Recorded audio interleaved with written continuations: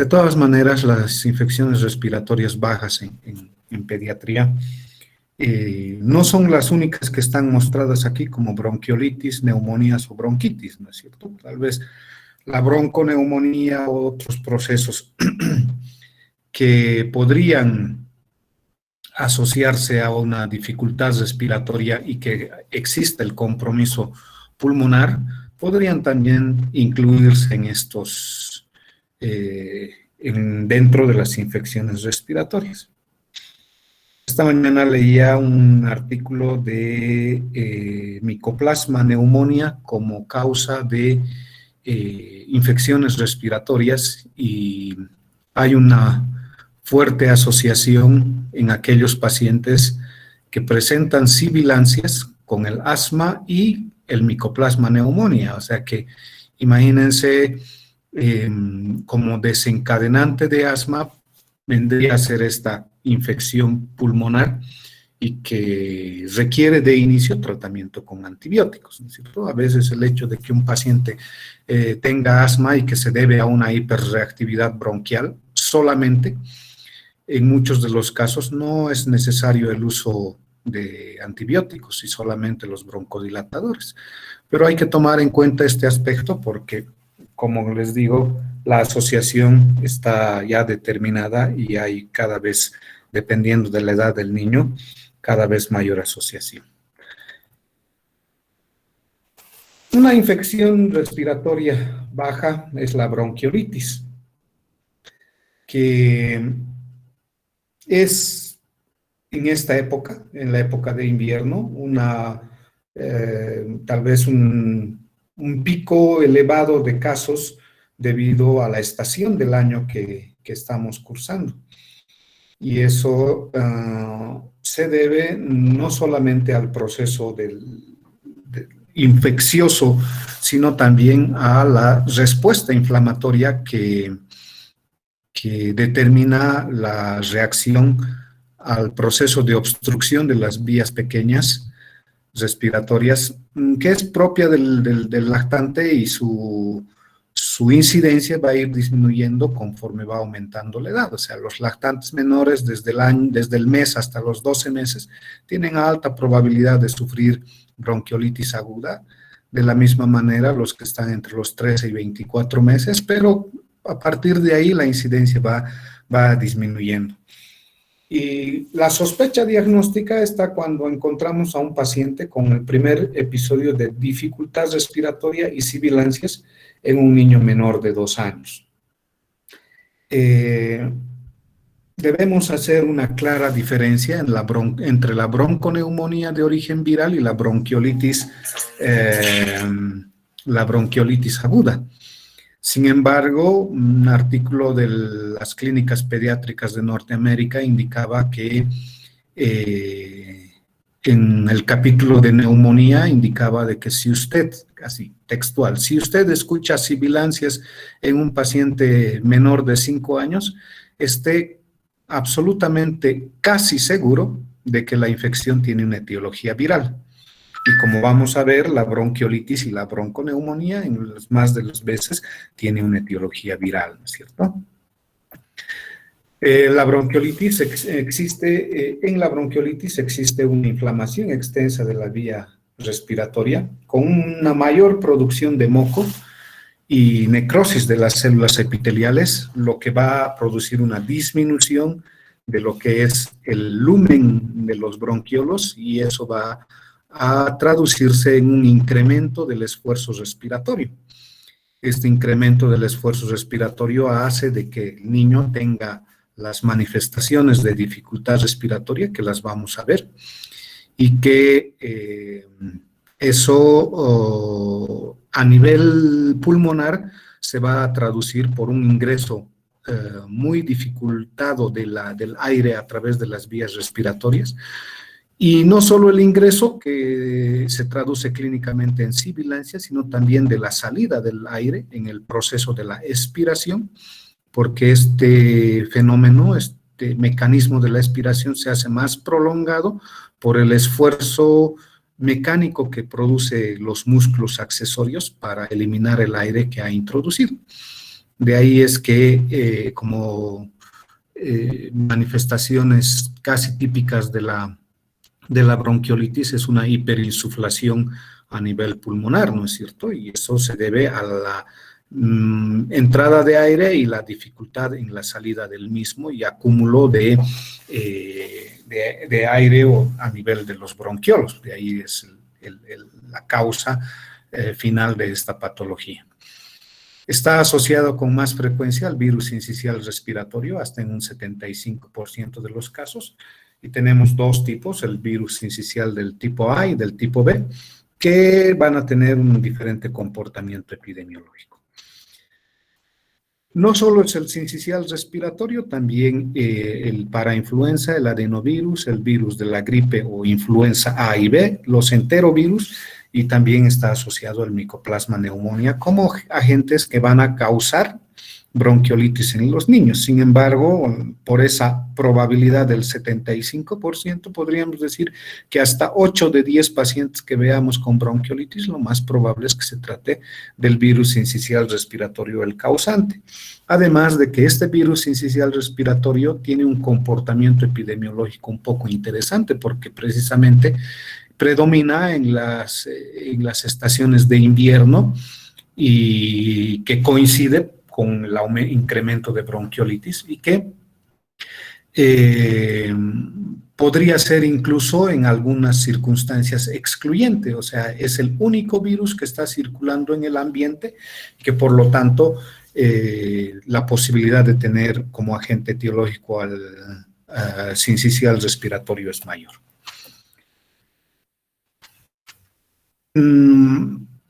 Está expuesto el niño y 4 a 6 días después empieza a tener recién las manifestaciones, por lo tanto va a tener un periodo de incubación de 4 a 6 días y las características clínicas iniciales son como de un resfriado común con catarro, coriza, fiebre leve y en ocasiones acompañada de una inflamación ótica. De ahí, 3 a 7 días después, aparece dificultad respiratoria que tiene una intensidad variable y que en ocasiones es progresiva, con una taquipnea creciente, retracciones intercostales, subcostales, que por el deficiente intercambio de gases a nivel alveolar, se traduce en la gasometría con hipoxemia e hipercapnia, que clínicamente nosotros podemos observar con una cianosis. Entonces, ya en estos pacientes en los que se evidencia cianosis clínica, debería ser corroborado con una gasometría arterial, donde vamos a ver tal vez una acidosis respiratoria, una hipoxemia e hipercapnia, y por lo tanto indicaría una dificultad o una alteración en el intercambio gaseoso, y ya entraríamos en el denominativo de insuficiencia respiratoria. Una cosa es la dificultad respiratoria, que es el fenómeno de precisamente alteraciones en el proceso de la respiración, pero la insuficiencia respiratoria ya traduce un mecanismo celular de intercambio gaseoso deficiente y que se va a traducir clínicamente con la cianosis. En el examen clínico regional vamos a tener una percusión que va a ser con una resonancia aumentada, la fase expiratoria prolongada, como habíamos dicho, ¿no es cierto? La expiración prolongada, sibilancias expiratorias en ambos campos pulmonares, habitualmente como es una infección viral y tiene un compromiso, va a tener un compromiso bilateral de ambos campos pulmonares, a diferencia de lo que puede suceder con la bronconeumonía de otro origen, la bronconeumonía viral o atípica, que puede en ocasiones ser en un solo pulmón y que eso podría hacer la diferencia entre ambos cuadros.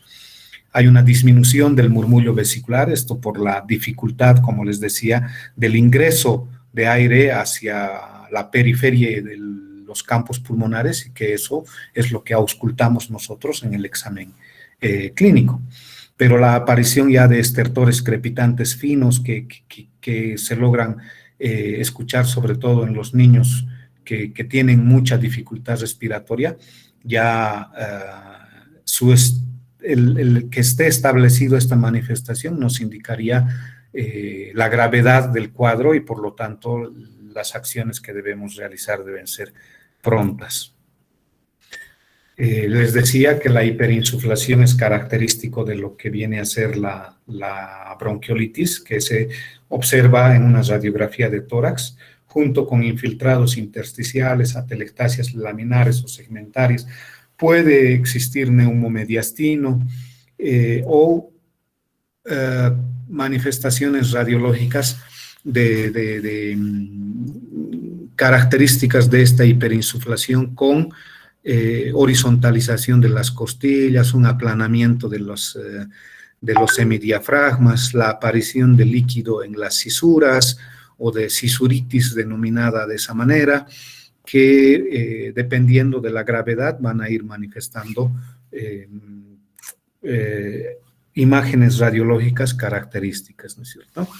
Sin embargo, pedir un examen general de sangre puede no ser concluyente porque los datos van a ser inespecíficos, pero sí la gasometría puede, en los casos avanzados, mostrar la hipoxemia y la hipercapnia que se ha mencionado. ¿Qué es lo que debemos hacer? Es quizás primero una evaluación adecuada del grado de dificultad respiratoria que vaya a tener nuestro paciente para ofrecerle oxígeno adicional en diferentes cantidades y a diferentes presiones para que compense ese déficit de oxígeno y que el intercambio no vaya a sufrir alteraciones. Sin embargo, en algunos casos la bronquiolitis es tan severa que la administración de oxígeno necesita presiones muy elevadas y fracciones inspiradas de oxígeno por encima del 40% y por lo tanto necesitan incluso hasta ventilación mecánica. Y si el paciente tiene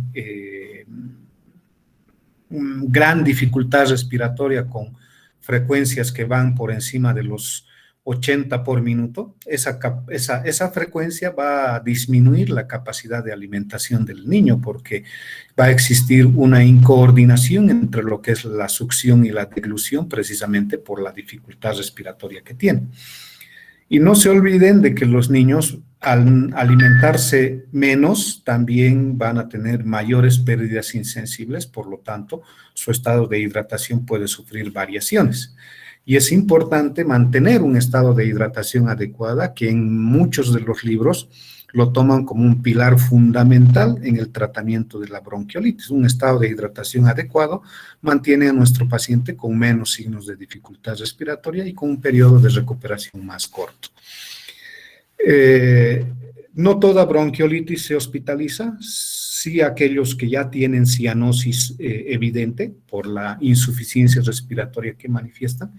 La edad podría ser otro de los factores que nos obliga a la hospitalización y obviamente la gravedad que tiene nuestro paciente. Si el lactante tiene entre 48 y 52 respiraciones por minuto, podría mantenerse un tratamiento ambulatorio. Pero si los ciclos respiratorios están cercanos a los 90, 96 o 100 por minuto, imagínense, ese paciente va a tener alteraciones en su intercambio gaseoso, precisamente porque los tiempos de inspiración y expiración van a estar acortados por la misma frecuencia que tienen, ¿no es cierto? Y eso va a obligarnos a que nosotros hospitalicemos a nuestro paciente. Aquí está. Saturaciones menores a 88% obligan a internar, dificultad para la alimentación, como les decía, la deshidratación, historia previa de apnea, apnea de la prematurez o apnea seguida después del nacimiento, también podría ser una indicación de hospitalización, y frecuencias respiratorias con 70 o más ciclos por minuto de inspiración y expiración.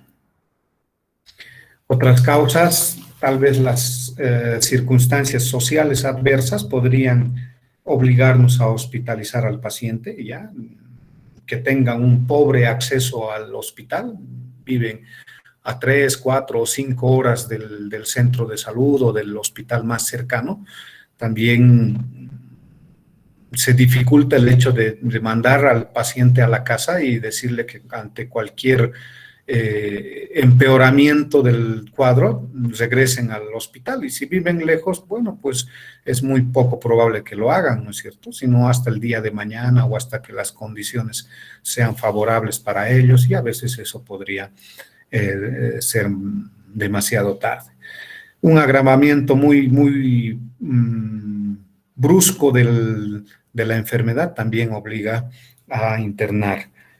Patología asociada, sí, también, ¿no es cierto? Una cardiopatía congénita, el haber sido prematuro o exprematuro y que haya tenido enfermedad pulmonar crónica, deben ser hospitalizados porque ellos van a necesitar tratamiento de una manera muy diferente, utilizando incluso cantidades de oxígeno un poco más elevadas que en personas que no, en lactantes que no han sido exprematuros, ¿no es cierto?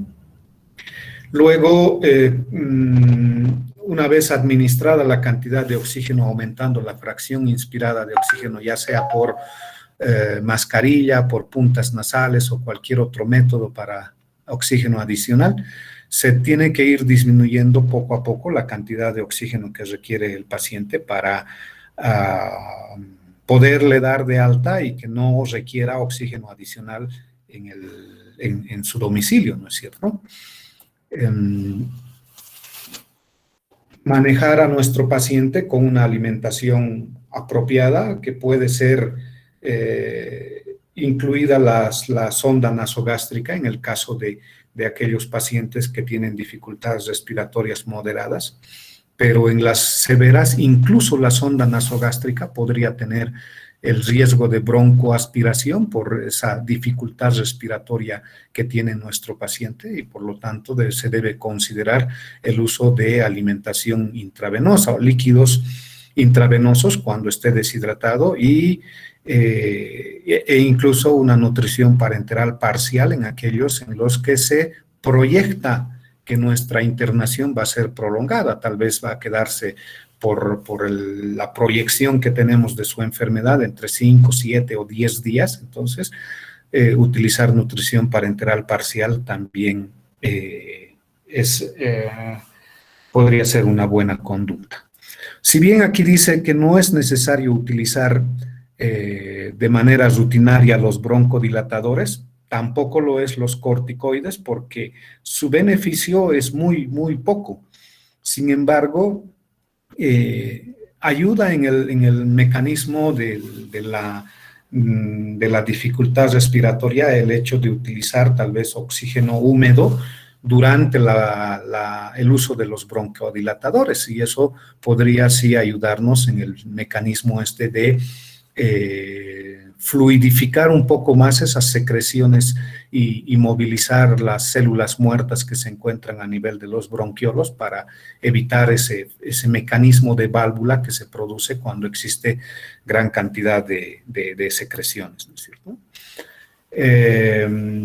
Se ha utilizado el palivizumab, que son anticuerpos monoclonales contra el virus sincicial respiratorio, sobre todo en este tipo de pacientes, en aquellos exprematuros, en aquellos que tienen cardiopatía congénita, enfermedad pulmonar crónica, algún tipo de inmunodeficiencia, o en los niños lactantes menores de 2 meses que tienen bronquiolitis muy graves. El palivizumab ha resultado con una eficacia variable y que puede ayudarnos en este tipo de pacientes.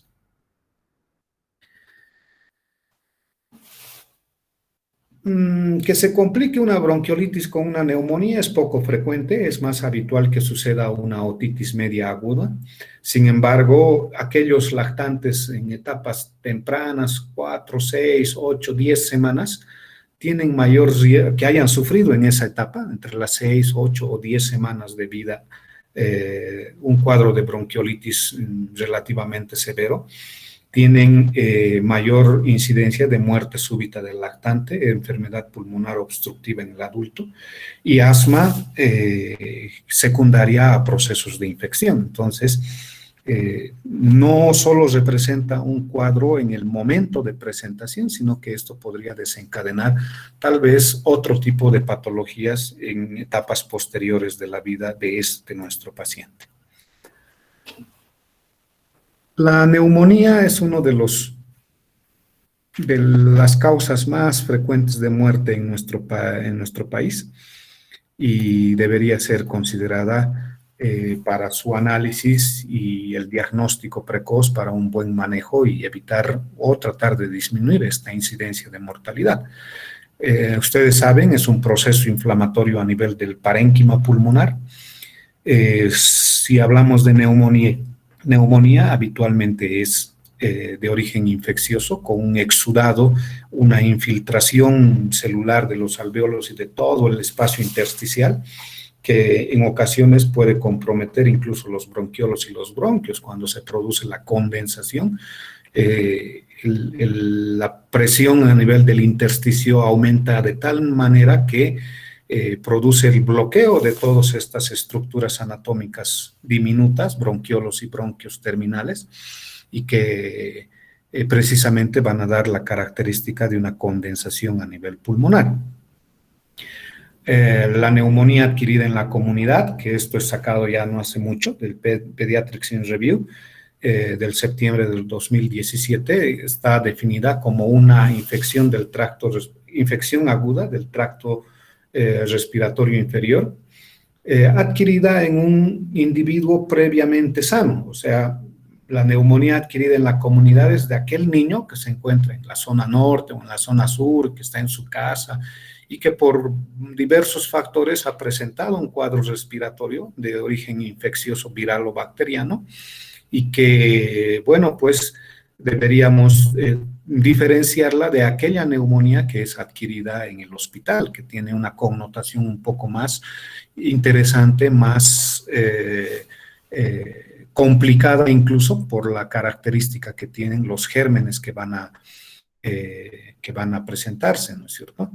En la neumonía adquirida en la comunidad está asociada a síntomas que incluyen tos, fiebre, disnea, taquipnea y un proceso inflamatorio en el parénquima pulmonar que puede estar diagnosticado por los hallazgos de la radiografía o por los hallazgos clínicos en el examen regional que nosotros hacemos a nivel pulmonar. Entonces, es importante definir o determinar la diferencia que existe entre la neumonía adquirida en la comunidad y la neumonía intrahospitalaria.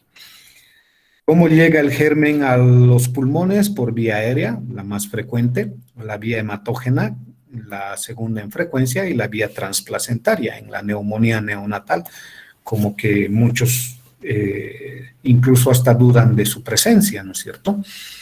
La vía aérea por aspiración de la flora que coloniza la región de la hipofaringe y se produce la inhalación de estas partículas aerosólicas que están infectadas y que llegan a niveles más inferiores y que por el mecanismo de multiplicación que tienen y del mismo fenómeno inflamatorio que inician e inducen, van a finalmente traducirse en un proceso infeccioso. La vía hematógena, cuando existe un foco infeccioso extrapulmonar y que por diseminación a través de la sangre puede llegar a los pulmones y sembrar el germen para posteriormente producir una condensación. La vía transplacentaria, la neumonía neonatal, aspiración en el canal del parto, o por equipo o personas contaminadas en el momento del manejo del recién nacido en sala de partos, y que eso podría ser la causa de la infección de los recién nacidos.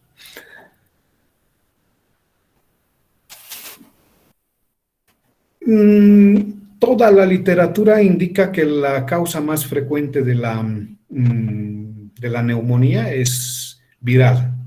Los virus son los que van a producir con mayor frecuencia, si bien de esta publicación era del 70 a 90% de los casos, la mayoría tal vez lo sitúa entre los 60 y 70% de casos por virus y el restante por bacterias, hasta un 30 o 40% podrían ser causadas por bacterias.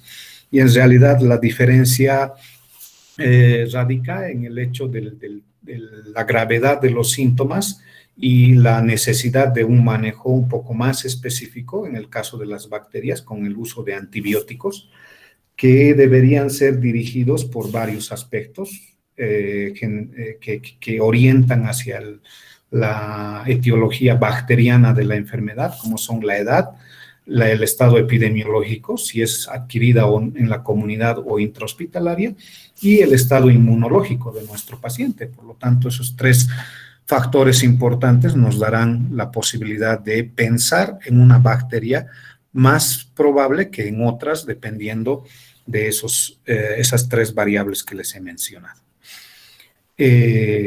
Siguiendo la línea de observación de la neumonía bacteriana, los microorganismos recién nacidos con más frecuencia vienen a ser el estreptococo del grupo B, las enterobacterias como la Escherichia coli y la Listeria monocytogenes. Se menciona aquí a la Klebsiella pneumoniae, sin embargo, esta es de origen ya intrahospitalario. Los tres primeros son colonizadores habituales del tracto anogenital de la madre y por lo tanto se van a contaminar en el momento del parto, mientras que la Klebsiella y otros que ya proceden del ambiente hospitalario y de los fómites que nosotros podríamos contaminar y de del mal manejo de las medidas de bioseguridad que debemos tener dentro de la sala de neonatología. En el caso de los niños menores de 4 años, le habíamos dicho, fíjense, virus como el sincicial respiratorio para influenza y adenovirus vienen a ser ese 60 o 70% de infecciones neumónicas producidas por los virus y que en ocasiones son el factor inicial para que la sobreinfección bacteriana sea secundaria al inicio de esta infección viral y que en realidad pone en riesgo la vida esta sobreinfección bacteriana. Hay que pensar en Streptococcus pneumoniae, Staphylococcus aureus como los gérmenes más frecuentes, sin dejar de pensar el Haemophilus influenza, que gracias a la vacuna de la pentavalente ha disminuido su incidencia y por lo tanto tal vez lo mantengamos. Sí, como que tenía una presencia muy establecida en épocas anteriores, pero que ahora ya es superada por el Streptococcus pneumoniae. El neumococo es el germen más frecuente en todas las edades, excepto en el periodo neonatal. Más allá de los 4 años, el Streptococcus pneumoniae o neumococo es, como les decía, el germen más frecuente a todas las edades, excepto en el periodo neonatal. Después de los 4 años, o de los 5 en realidad, el Mycoplasma pneumoniae y la Chlamydia pneumoniae y el Staphylococcus aureus vienen a ser los gérmenes que van a predominar como agentes etiológicos y que en el manejo empírico que iniciamos con antibióticos deberían estar estos gérmenes en mente para poder utilizar un antibiótico cuya cobertura sea pues adecuada para estos gérmenes. Clínicamente va a depender de la edad y del germen que causa, ¿no es cierto? Infecciones virales con un compromiso menor de manera general con fiebre leve, taquipnea, disnea, tos, cefalea y dolor de garganta u odinofagia, pero que en la auscultación pulmonar, si bien tenemos estertores crepitantes, también deberíamos tratar de encontrar lo que caracteriza a la neumonía viral, que son los estertores subcrepitantes, o sea, que se escuchan en el periodo de la expiración y que, como habíamos mencionado en la bronquiolitis, también son de manera bilateral. A las neumonías de origen bacteriano van a tener un compromiso mucho más evidente a nivel del compromiso general, con fiebre elevada, con dolor, con un estado tóxico de nuestro paciente, cuyo inicio es brusco, el dolor en puntada de costado de las características pleuríticas que tiene la neumonía y con disminución del murmullo vesicular, incluso soplo tubario, pectoriloquia áfona y estertores crepitantes alrededor de la zona condensada. Entonces, todo esto teniendo una sospecha diagnóstica, quizás como está más adelante, debe ser corroborada con estudios complementarios. Debemos tal vez controlar bastante bien a estos pacientes porque la posibilidad de que tengan alteraciones del intercambio gaseoso es mayor con una cianosis evidente y cuya oxigenación a los territorios blancos, como es el corazón, como es el cerebro, como es el riñón y las suprarrenales, podría estar disminuida y eso da otras manifestaciones adicionales. Habíamos indicado que la corroboración de la clínica debería estar con algunos estudios complementarios y es de acceso casi universal la radiografía, ¿no es cierto? Tener una radiografía de tórax ya es como que muy, muy accesible y cada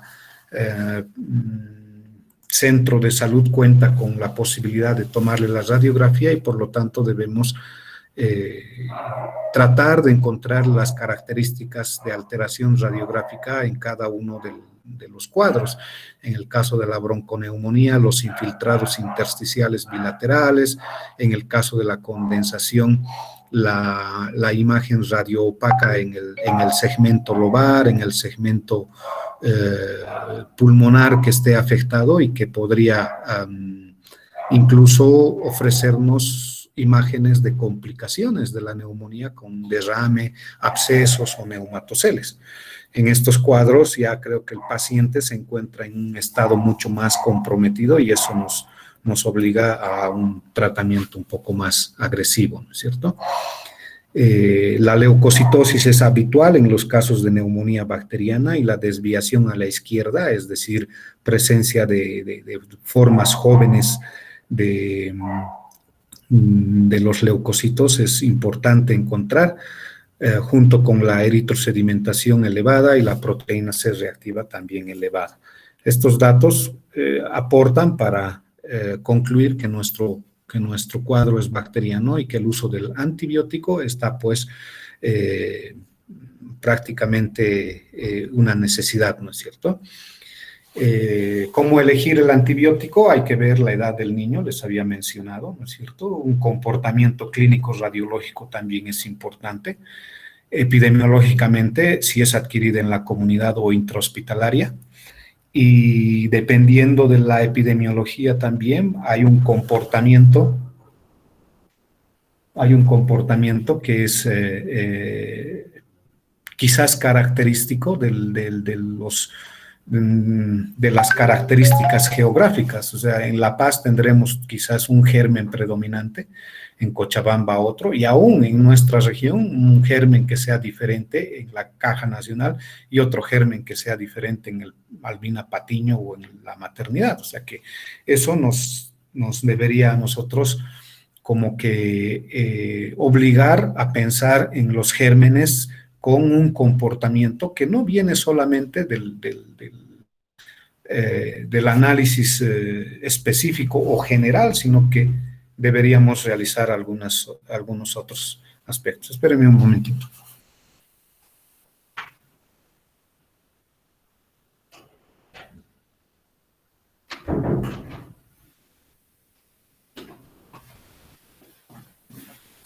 Perdón.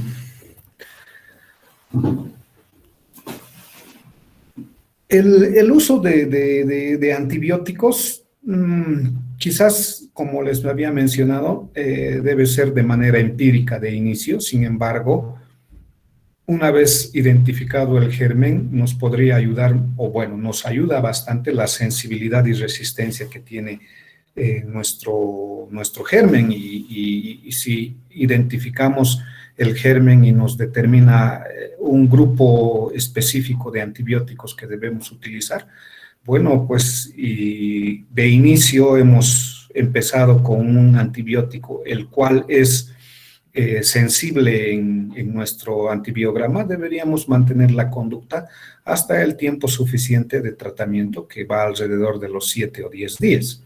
Sin embargo, no debemos dejar de tomar en cuenta las características farmacocinéticas, farmacodinámicas, absolutamente todos, como es el espectro de acción, el mecanismo de acción, la vida media, la vía de administración, vía de eliminación y muchos factores en relación al uso de antibióticos para que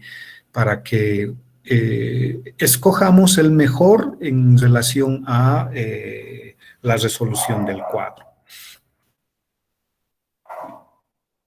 Les mencionaba que el antibiótico debería ser orientado a la etiología probable, y esto es de acuerdo a la frecuencia de gérmenes que se presentan y en base a la epidemiología y resistencia antibiótica local. ¿Cuándo debemos hospitalizar a nuestro paciente? Fíjense, esto es de esa misma publicación del Pediatrics in Review. Y aquí está, saturación menos de 90%, todos los niños menores de 3 meses, algunos dicen de 6 meses, infantes que tengan más de 70 respiraciones por minuto si tienen menos de 12 años, o más de 50 respiraciones por minuto si son mayores de 1 año, la dificultad respiratoria, la apnea, el gasping, la alimentación pobre, son características que deberían entrar como variables para que nosotros podamos decidir la internación. Signos de deshidratación o incapacidad para mantener una hidratación o una ingesta oral también, ¿no es cierto? Si el niño vomita porque el cuadro respiratorio es de localización superior, por ejemplo, ¿no es cierto? Una neumonía en el ápice izquierdo o en el ápice derecho tiene como mayor probabilidad de manifestaciones gastrointestinales, vomitan más los niños y por lo tanto, si lo dejamos en su casa, lo más probable es que este niño vaya a deshidratarse y complicar el cuadro de neumonía con un cuadro de deshidratación, y ya tenemos una patología asociada que podría empeorar el pronóstico de nuestros pacientes. Más factores de hospitalización, obviamente si está complicada con un derrame o con un empiema pleural, debe ser internado. Si después de 2 o 3 días de terapia ambulatoria no mejora, lo hospitalizamos. Si tiene dificultad respiratoria severa también, si es necesario la utilización de ventilación a presión positiva o ventilación mecánica, obviamente tiene que estar en el hospital. Si hay periodos recurrentes de apnea que puedan ser identificados o determinados por la familia, eso también nos obliga a hospitalizar. Monitorización cardiopulmonar, que en algunos hospitales se realiza de manera no ambulatoria, sino en el hospital de día, en el hospital en la zona de prehospitalización, donde mantenemos un control estricto de nuestro paciente. Podría también ayudarnos para que si encontramos alteraciones cardiopulmonares, podría ser una condición de hospitalización. La neumonía adquirida en la comunidad como una terapia antibiótica, un algoritmo, un flujograma que nos ayuda. Fíjense, la primera línea de manejo es la ampicilina. En aquellos alérgicos a la penicilina se puede dar ceftriaxona intravenoso, y si es alérgico a los betalactámicos, levofloxacina. Sin embargo, no debemos dejar de pensar de que si un paciente es alérgico a la penicilina, tal vez el uso de los macrólidos también podría ayudarnos en el tratamiento antibiótico, ¿no es cierto? Si nos encontramos frente a un paciente que tiene un Staphylococcus aureus meticilino resistente, deberíamos tal vez pensar en agregar al tratamiento inicial clindamicina o tal vez asociar con vancomicina. Sin embargo, esto, como les digo, está supeditado a esta evaluación regional y a las características epidemiológicas que tiene nuestro ambiente para determinar un esquema de tratamiento. Ya habíamos mencionado de que el neumococo es el germen más frecuente a todas las edades, que es el causante de neumonía, por lo tanto nuestro tratamiento debería estar dirigido hacia el neumococo. Sin embargo, como les digo, las características clínicas orientan mucho si nuestro análisis y juicio clínico nos está indicando de que es el neumococo el causante.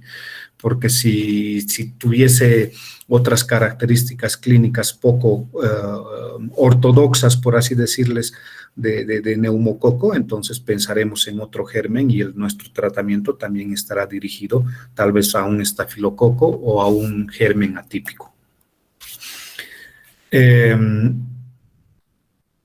Debemos escoger el tipo de medicamento antibiótico cuando nosotros queremos tener éxito para nuestro tratamiento ambulatorio. O sea, no es que se nos haga una rutina y a todo el mundo le damos, por decirles, ampigenta, como sucede, ¿no es cierto? Ustedes han debido escuchar. O sea, hay alguien que llega con un proceso infeccioso en adultos, por ejemplo, y dices, bueno, ponle ampigenta y luego vemos, ¿no es cierto? No debería ser de esa manera rutinaria el utilizar los antibióticos, más bien deben estar basados en el agente patógeno presunto, la edad del paciente, la historia previa de medicación, ¿no es cierto? Si ya le han dado el medicamento derivado de la penicilina y no hay mejora, quizás pensar en otro tipo de medicación, las alergias medicamentosas y los patrones de resistencia comunitaria de aquellas bacterias que están circulando en el ambiente, como les mencionaba, ¿no es cierto? Diferentes en la caja, diferentes en el albina, diferentes en la maternidad.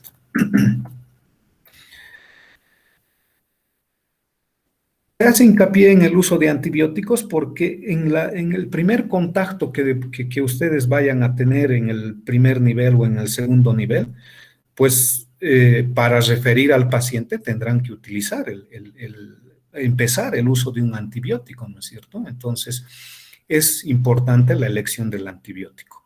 Es importante el empleo de oxígeno adicional cuando la saturación está por debajo de 90 o 92%.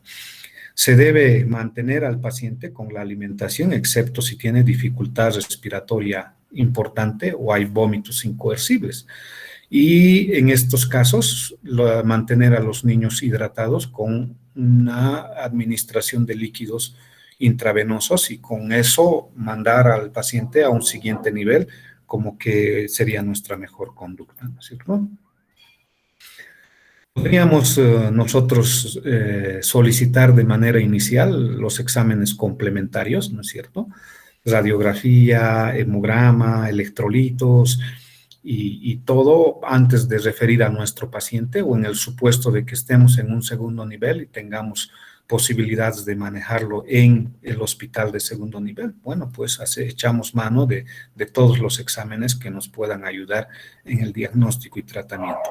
De inicio no se recomienda fisioterapia respiratoria y la monitorización es pues importante, ¿no es cierto? No podríamos nosotros dejar a un niño desatendido 4, 5, 6 horas sabiendo que la saturación puede tener variaciones en el lapso de minutos, por lo tanto deberemos mantener un contacto cercano con nuestro paciente, sobre todo si está en hospital de día o en prehospitalización para decidir si se queda en el hospital o decidir si se va a la casa, ¿no es cierto? ¿No? Imágenes con neumonías complicadas con derrame, fíjense, donde aquí se borra el ángulo costodiafragmático, lo mismo aquí, siendo el derrame pleural o el empiema las enfermedades más o las complicaciones más frecuentes. Fíjense, una neumonía complicada, la progresión que tiene desde una neumonía apical y medial derecha, ¿no? Luego acá ya tiene derrame, lo mismo acá, derrame, sin embargo, con un tratamiento adecuado, hay todavía el derrame con esta línea que está evidente acá, sin embargo, el proceso neumónico está siendo de menor intensidad o con una progresión hacia mejoría de la condensación. Y una imagen de una neumonía multifocal, fíjense, una neumonía apical derecha y una neumonía basal izquierda. Son dos focos neumónicos en ambos campos pulmonares y obviamente esto al tener compromiso extenso del parénquima pulmonar tendrá pues repercusiones clínicas y gasométricas que nos van a obligar internar a nuestro paciente. Una neumonía apical derecha con la radiografía lateral derecha también que nos indica la extensión que va a tener nuestro paciente de anterior a posterior y que eso nos orienta más hacia qué tipo de compromiso y qué extensión de la neumonía puede tener en nuestro paciente. Eso lo resumimos en el hecho de que cuando tenemos compromiso pulmonar evidenciado en una radiografía póstero anterior, quizás nuestra conducta adicional sería el obtener una radiografía lateral para tener los 3 planos que ofrece las dimensiones y nos mejoraría nuestra imagen mental respecto de cómo se encuentra la lesión en extensión de en el pulmón del paciente. Esta imagen para mostrarles que puede ser la insuficiencia cardíaca congestiva la complicación más frecuente porque el compromiso a nivel de los pulmones tiene una repercusión no solo en el intercambio gaseoso, sino también en el manejo de líquidos, que está determinado por el corazón, y al aumentar la resistencia vascular pulmonar puede tener un incremento del gasto cardíaco, mayor volumen cardíaco manejado por el corazón también incrementa el gasto cardíaco y esto finalmente puede desembocar en una insuficiencia cardíaca congestiva. Fíjense, un corazón que sufre de una cardiomegalia precisamente por eso. Y esto es solo para el manejo del derrame pleural, ¿no es cierto? Manejos de derrame pleural pequeño, moderado o abundante, ¿no es cierto? En el manejo del pequeño, quizás el mantener una conducta expectante y hacer controles radiográficos periódicos, eso sería aparte de dar el tratamiento específico, ¿no es cierto? Estamos pensando en que es un germen bacteriano, darle el tratamiento con antibióticos y luego reevaluar el grado de derrame pleural que vaya a tener.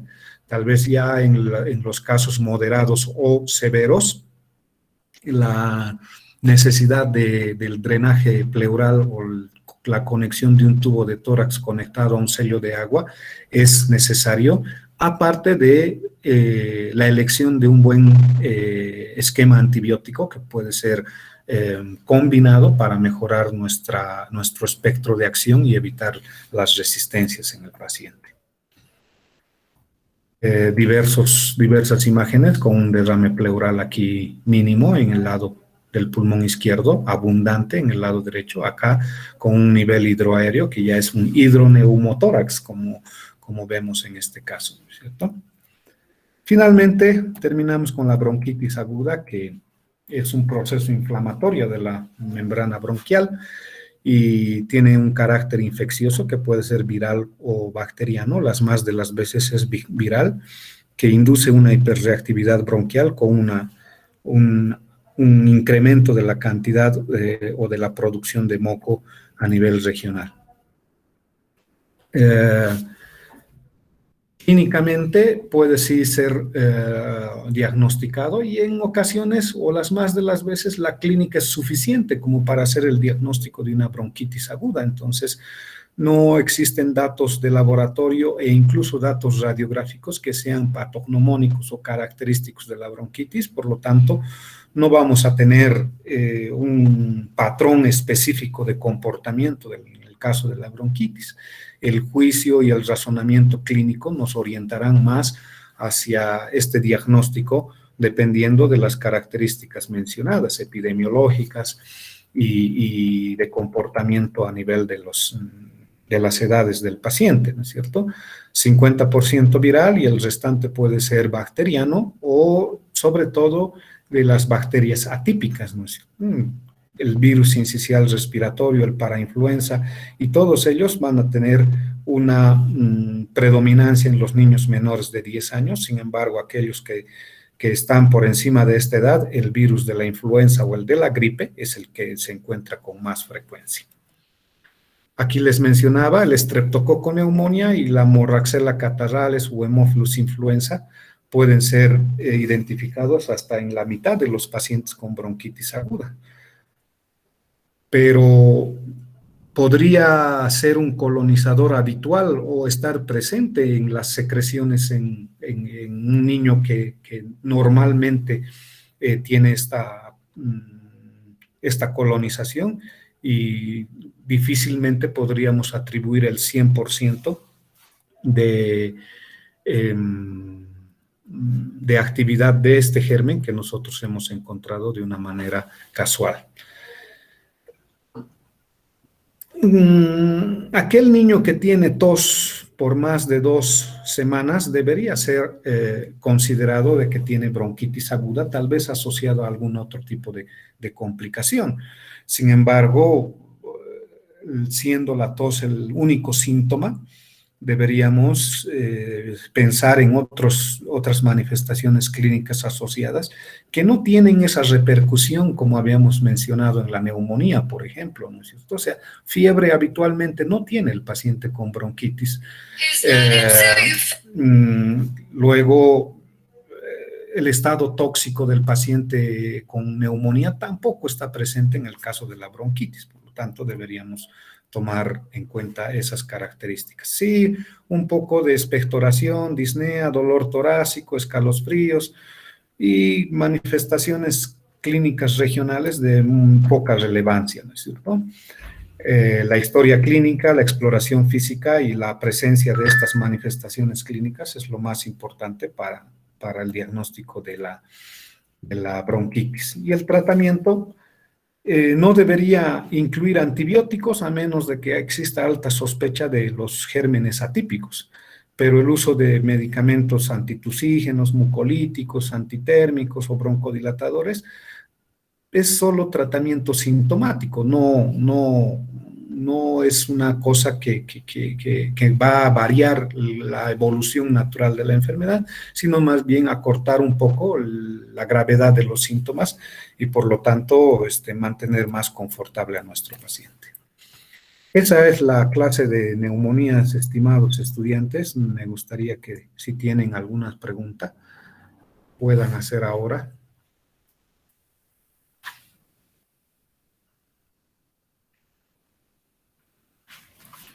Y conste que no han entrado más de 30 personas, están disminuyendo la cantidad de estudiantes que entran, ¿no? Las primeras clases eran de 80, 90, el año pasado 106, 112 estudiantes, ahora no llegan ni a 35. ¿Qué ha pasado?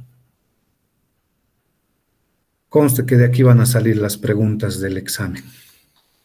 Preguntas, dudas.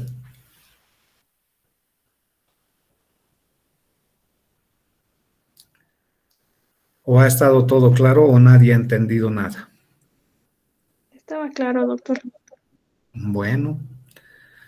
Bueno, pues jóvenes, un gusto, creo que es la última teórica que tenemos. Y espero no verlos al año y que les vaya bien. Cuídense, manténganse sanos. Un Disculpe, gusto. doctor, buenas tardes. Dime, Dayana.